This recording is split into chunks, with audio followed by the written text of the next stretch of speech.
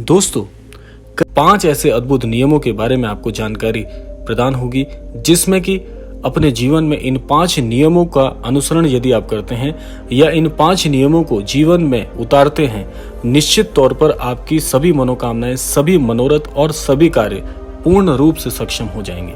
तो आइए बिना समय व्यर्थ किए हुए बढ़ते हैं आज के अद्भुत क्रमांक की ओर। श्री महाराज जी कहते हैं कि व्यक्ति के जीवन में त्याग, बलिदान की भावना यदि आती है, यदि मनुष्य इस बात को लेकर चलता है कि जीवन में बिना मेहनत के कुछ हासिल नहीं होगा, व्यक्ति जीवन में त्याग के भाव के साथ साथ जीवन में आगे बढ़ता है और जीवन में तप आदि कार्यों को करता है, ऐसा व्यक्ति जीवन में सब कुछ पाने में पूर्ण रूप से सक्षम होता है। इसके अलावा तपस्या करने या ध्यान लगाने से मन को शांति मिलती है।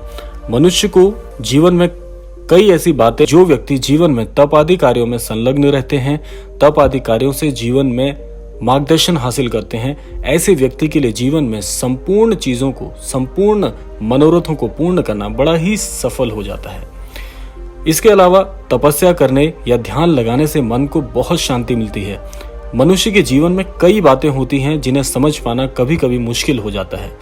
तप करने से, ध्यान लगाने से हमारा सारा ध्यान एक जगह केंद्रित हो जाता है और मन भी अति शांत हो जाता है।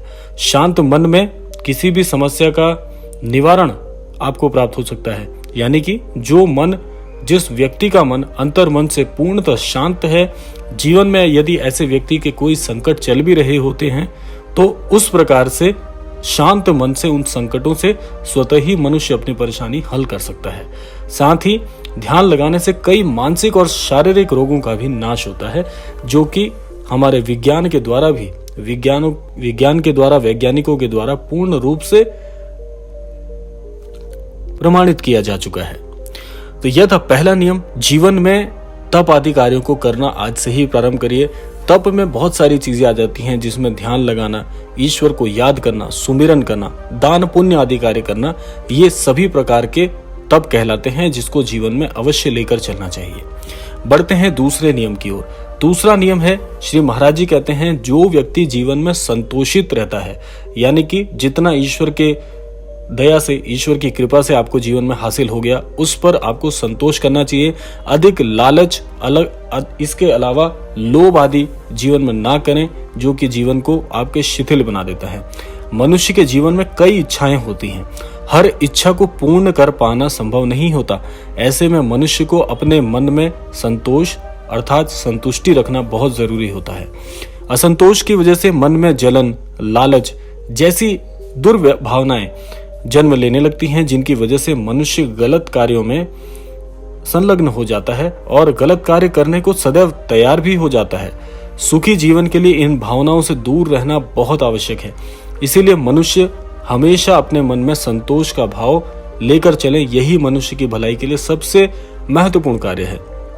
एक बात आपको ध्यान रखना है कि जीवन में लोभ के चलते यह वस्तु भी हासिल हो जाए, यह पद भी प्राप्त हो जाए, मैं यह कार्य भी कर लूं, काश मुझे यह भी मिल जाता, इस प्रकार की जो बार बार मन में दुर्भावनाएं आती हैं, उन दुर्भावनाओं से संतोष का भाव आपको बचाता है। इसीलिए महाराज जी कहते हैं कि मन में संतोष होना व्यक्ति के बहुत बहुत आवश्यक है। तो इसके प्रति आपको कार्य करना चाहिए। तीसरा नियम बड़ा ही अद्भुत है। तीसरा नियम है आस्तिकता का भाव। देखिए, आज के इस कलयुग में, आज के इस भौतिक संसार में बहुत सी चीजें ऐसी हैं जो आपको आस्तिक होने में बिल्कुल भी सहायता नहीं करती। मनुष्य धीरे धीरे ईश्वर के जो सानिध्य है उससे दूर होता चला जा रहा है, क्योंकि आज भौतिकता इतनी है कि मनुष्य प्रामाणिकता की ओर ज्यादा ध्यान देता है, नैतिकता को भूलता जा रहा है। जितने ज्यादा भौतिक संसाधनों को देख रहा है तो उसे यह लगने लगा है कि सारी चीजें इंसान के द्वारा निर्मित है, ईश्वर का कहीं कोई अस्तित्व नहीं है।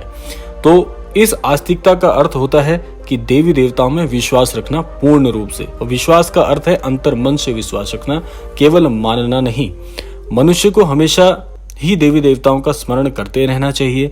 नास्तिक व्यक्ति पशु के समान होता है। जैसे कि एक पशु विचरण करता है, बिना वजह के अपने जीवन को समझ नहीं पाता, ऐसा ही मनुष्य का स्वभाव भी होता जाता है। ऐसे व्यक्ति के लिए अच्छा बुरा कुछ नहीं होता।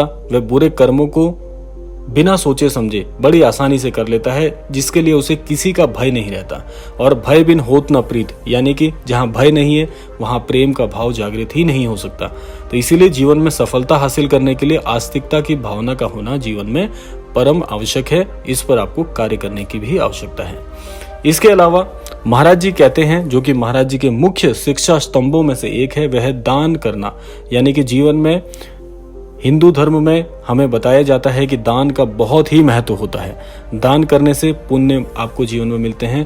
पाप और पुण्य जीवन के दो पहलू हैं, जिसमें से आपके जीवन में जितने अच्छे पुण्य होंगे उतना अच्छा मार्ग, उतनी अच्छी कृपा ईश्वर की आपको मिलती है।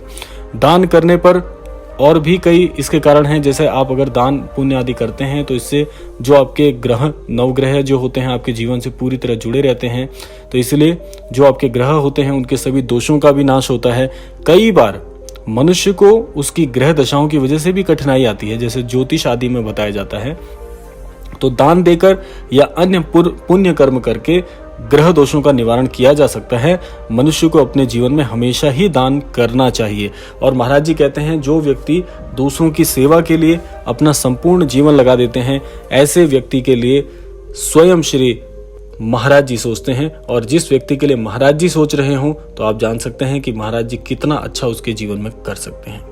इसके अलावा पांचवा नियम यही कहता है कि जीवन में जो व्यक्ति सद्बुद्धि सन्मति के साथ चलते हैं, जैसे कि हम अपने प्रत्येक क्रमांक में प्रार्थना स्वरूप में ये कहते हैं कि जीवन में सभी को महाराज जी के द्वारा सद्बुद्धि और सन्मति प्राप्त हो। तो सद्बुद्धि और सन्मति का आशय यहाँ पर यही है कि किसी भी मनुष्य को अच्छा या बुरा उसकी बुद्धि ही बनाती है। आप सभी जानते हैं, क्योंकि बुद्धि के साथ ही जीवन में आगे बढ़ा जा सकता है। वह बुद्धि अच्छी होगी या बुरी होगी, वह आपके कर्मों पर, आपकी सोच पर, आपके विचारों पर निर्भर करता है। अच्छी सोच रखने वाला मनुष्य जीवन में हमेशा ही सफल होता है। बुरी सोच रखने वाला मनुष्य कभी उन्नति नहीं कर पाता। जो दूसरों के लिए सदैव बुरी सोच, बुरे व्यवहार, बुरे विचार और सदैव बुरे की कामना करता है, ऐसा मनुष्य केवल और केवल पाप का भोगी बनता है। मनुष्य की बुद्धि उसके स्वभाव को दर्शाती है। सद्बुद्धि वाला मनुष्य धर्म का पालन करता है और धर्म का पालन करके जीवन में आगे बढ़ता है। उसी प्रकार से उसकी बुद्धि कभी गलत कार्यों की ओर अग्रसर होती ही नहीं है। उसकी बुद्धि कभी भी उसे गलत कामों को करने के लिए कभी प्रेरित नहीं करती। अतः हमेशा सद्बुद्धि सन्मति का पालन करना चाहिए। और इसीलिए यह कहा जाता है कि जीवन में भले ही धन की थोड़ी कमी हो तो कोई बात नहीं, लेकिन सद्बुद्धि सन्मति अगर ईश्वर किसी को प्रदान करते हैं, ऐसे व्यक्ति को धनवान बनते भी देर नहीं लगती है। जीवन बड़ा सरल हो जाता है, क्योंकि आप सोचिए, सद्बुद्धि और सन्मति ये दोनों ईश्वर की तरफ से आपको प्राप्त होती है।